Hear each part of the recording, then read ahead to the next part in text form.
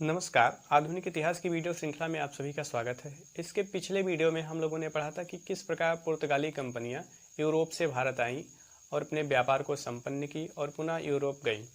आज उसी क्रम में हम लोग डचों के बारे में पढ़ेंगे कि डच कंपनियां किस प्रकार भारत में व्यापार करने के लिए आईं और कहाँ कहाँ व्यापार की, कहाँ अपनी कोठी स्थापित की यानी फैक्ट्री स्थापित की, किस प्रकार व्यापार को संपन्न करके पुनः यूरोप गई। आइए क्रम से देखते हैं। तो सबसे पहले ये जानते हैं डच कहाँ के थे। तो डच नीदरलैंड या हॉलैंड के निवासी थे। डच नीदरलैंड या हॉलैंड के निवासी थे। 1595-96 में कार्नेलियस हाउटमैन के नेतृत्व में पहला डच अभियान भारत व्यापार के उद्देश्य से आया। पहला डच अभियान भारत में व्यापार के उद्देश्य से आया। एक चीज ध्यान रहे कि डच सीधे भारत ना आकर के दक्षिण पूर्व एशिया में एक द्वीप समूह है जिसे हम इंडोनेशिया द्वीप समूह कहते हैं। इसे मसालों का द्वीप पुंज कहा जाता है, यानी यहाँ मसाला बहुतायत मात्रा में पाया जाता है। वहीं मसालों के व्यापार के उद्देश्य डच इधर आए थे और धीरे धीरे भारत से व्यापार की प्रक्रिया ये प्रारंभ किए। अब देखते हैं 1602 में सभी डच कंपनियां मिलकर एक संयुक्त Dutch company United East India Company of Netherland की स्थापना की। संयुक्त Dutch company United East India Company of Netherland की स्थापना हुई। इस कंपनी का मूल नाम BOC यानी वेरिनिज ओस्ट इंडिक कंपनी था। इसमें 17 कार्यकारी अधिकारी नियुक्त किए गए थे। तो ये संयुक्त डच कंपनी थी। 1605 में डचों ने पुर्तगालों से अम्बाया जीत लिया और अम्बाया जीतने के बाद इनका प्रभाव पूरे इंडोनेशिया द्वीप समूह पर हो गया और इसी वर्ष इन्होंने भारत में मसूलीपत्तनम में अपनी पहली डच फैक्ट्री स्थापित की। इसी वर्ष 1605 में भारत में मसूलीपत्तनम में अपनी पहली डच फैक्ट्री स्थापित की। इसके बाद कुछ अन्य फैक्ट्रियां भी स्थापित किए, जैसे 1610 में पुलिकट, 1616 में सूरत। पुलिकट जो 1610 में स्थापित हुई थी, इसको इन्होंने अपना मुख्यालय भी बनाया था।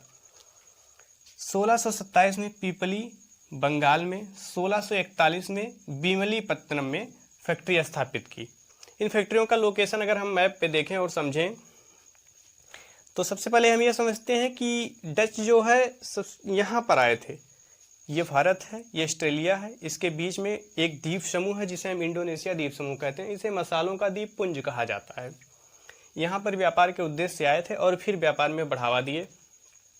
और सबसे पहली कंपनी मसूलीपत्तनम जो आंध्र प्रदेश में पड़ता है, उसके बाद बिमलीपत्तनम, पुलिकट, पिपली बंगाल, सूरत गुजरात, इस प्रकार भारत में अन्य जगह पर अपनी व्यापारिक कोठी या फैक्ट्री स्थापित किए। नेक्स्ट पॉइंट है कि डच मसालों के बजाय कपड़ों के व्यापार पर ज़्यादा बल दिए। डच भारत से मसालों के बजाय कपड़ों के व्यापार पर ज़्यादा बल दिए, यानी इन्होंने कपड़ों के व्यापार पर विशेष फोकस किया। 1650 में कासिम बाजार में, 1650 यानी 1650-60 के आसपास इन्होंने कासिम बाजार में रेशम चक्री स्थापित की, जिससे रेशम के कपड़ों को बुनकर अच्छी गुणवत्ता प्रदान की जाती थी। एक इतिहासविद थे ओम प्रकाश, इन्होंने इस कार्य को सराहा। नेक्स्ट पॉइंट है कि वस्त्र को एक निर्यातिक वस्तु, यानी भारत में वस्त्र को एक निर्यातक वस्तु बनाने का श्रेय ये डचों को जाता है। यानी डचों के योगदान से ही भारतीय वस्त्र एक निर्यातक वस्तु के रूप में प्रचलित हुआ। इस प्रकार लास्ट पॉइंट देखते हैं 1759 में। 1759 में बेदरा में एक युद्ध हुआ। बेदरा बंगाल में पड़ता है। ये युद्ध अंग्रेज और डचों के मध्य हुआ था। इस युद्ध में डच पराजित हुए और इसी युद्ध के कारण, पराजय के कारण इन्हें भारत छोड़कर जाना पड़ा। तो ये इतनी कहानी डचों की थी। एक बार हम जल्दी से इसको रिकॉल करते हैं। देखते हैं डच नीदरलैंड या हाईलैंड के निवासी थे। कार्नेलियस हाउटमैन के नेतृत्व में पहला डच अभियान भारत आया। सभी डच कंपनियां मिलकर United East India Company of Netherland की स्थापना की गई या बनी। United East India Company of Netherland बनी। इसका मूल नाम था वेरेनीज ओस्ट इंडिक कंपनी। 17 कार्यकारी अधिकारी थे। 1605 में अम्बाया जीता और इंडोनेशिया पर प्रभाव जमाया। मसूलीपत्तनम में पहली फैक्ट्री बनाई।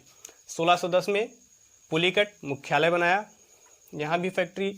1616 में सूरत में फैक्ट्री। 1627 में पिपली बंगाल में फैक्ट्री। 1631 में विमलीपत्तनम में फैक्ट्री। मसालों की जगह कपड़ों के व्यापार पर फोकस किया। 1759 में बेदरा के युद्ध हुआ, अंग्रेज से हार गए और भारत छोड़कर चले गए। तो ये कहानी डचों की थी। हम उम्मीद करते हैं आप इससे कुछ समझ पाए होंगे। वीडियो अच्छा लगा हो तो हमें सपोर्ट करें। वीडियो देखने के लिए आपका धन्यवाद।